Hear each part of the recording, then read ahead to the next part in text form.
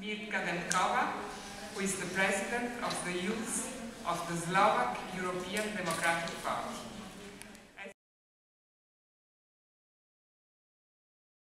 Dobrý den, mé jméno je Pavla Brejdy, jsem zastupitelkou statutárního města Opava a zároveň místopředsedkyní Strany pro otevřenou společnost v České republice a zdravím slovenské ženy a přeju jim mnoho úspěchů ve volbách 12. června. Je potřeba, abychom měli větší sílu jako ženy, takže podporuji vás. First of all, I would like to congratulate to your party for the courage and vision to put on your lists the biggest number of women candidates in your country. I am sure that this is the example which sooner or later will be followed suit by other parties. Second, I would like to tell you that your fight for gender equality in Slovakia is just a small part of a bigger European women's fight for the same values and against same sorts of discrimination in economy, in public life, the violence is a problem everywhere, and we still have a very long way to go.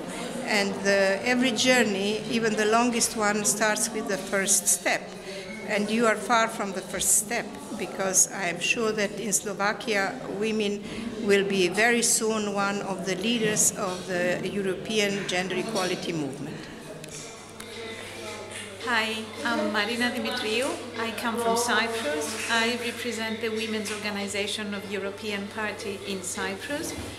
I wish you lots of success for this election, and I would be very happy to hear that people have given preferential vote to the women of the European Party in Slovakia. It's very important to promote women, because like this we can have a lot of issues which are directly linked to women's problems solved. Wish you best of luck and success. Thank you.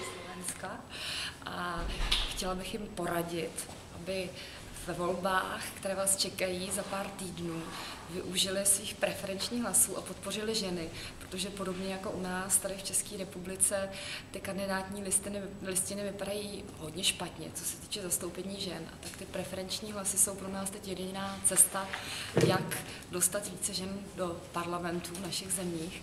A pokud si dobře vzpomínám, tak v minulých volbách, jak u nás, tak u vás, se několik političek úspěšně prokroužkovalo až do sněmovny a věřím tomu, že na Slovensku je spousta schopných političek, kterým se to podaří i letos. A my vám budeme držet palce, ať se vám daří.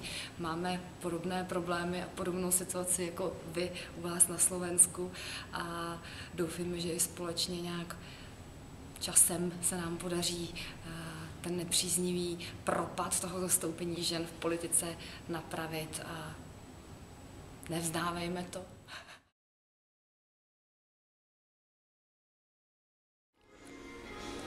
Un grosso in bocca al lupo a tutte le donne candidate per le elezioni del 12 giugno da parte del Partito Democratico Europeo.